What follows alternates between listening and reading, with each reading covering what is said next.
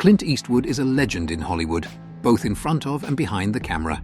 With a career spanning decades, he's given us some of the most iconic films in cinema history. If you're just diving into his work, here's a beginner's guide to 6 of his best films that show his talent, range, and impact on the industry. Sergio Leone's Dollars Trilogy, 1964-1966, kicked off Clint Eastwood's career with his first big role in the world of spaghetti westerns. The trilogy, a fistful of dollars for a few dollars more and the good, the bad, and the ugly, is what really put the spaghetti western genre on the map. Eastwood himself has said these films changed the way Hollywood made westerns, making the action more stylized and the music unforgettable. Unlike classic westerns like The Searchers, Leone's movies were more about following the main character through a series of wild adventures. The trilogy didn't just make Eastwood a star, it changed westerns for good. One of Eastwood's most popular film performances, he stars in Don Siegel's 1971 neo-noir as a psychopathic police detective.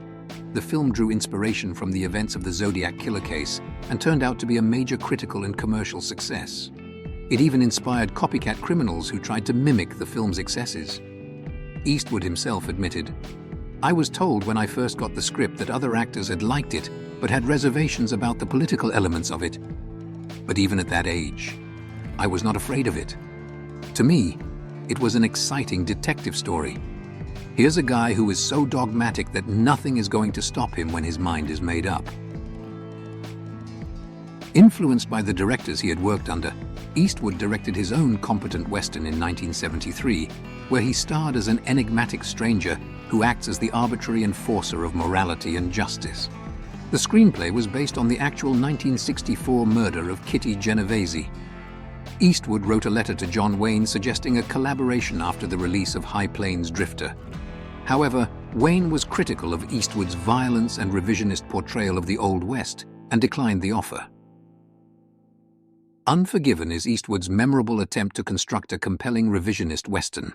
At the time of making it, the director said that it would be his last western before he moved on to new things. Unforgiven picked up multiple awards, including Oscars for Best Picture and Best Director, among others.